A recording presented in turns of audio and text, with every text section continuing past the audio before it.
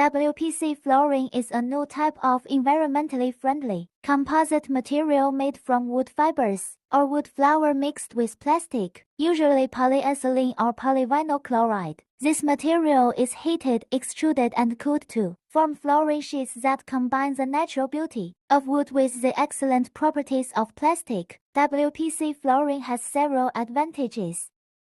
WPC flooring has several advantages. First, it is an environmentally friendly material that wastes almost no material in the production process and contains no harmful substances such as formaldehyde. Secondly, WPC flooring is moisture and water resistant, not easy to deform, and has a long service life. In addition, WPC flooring is easy to install and maintain, and can be cleaned with neutral detergents and water, and is available in a variety of colors to match a variety of home decorating styles. With its excellent weather resistance, WPC outdoor wall panels are able to withstand UV rays, moisture and corrosion and adapt to changing climatic conditions. The material is less prone to cracking or warping, which reduces maintenance hassles and therefore reduces maintenance costs. In addition, WPC exterior wall panels are made from recycled wood fibers and plastics.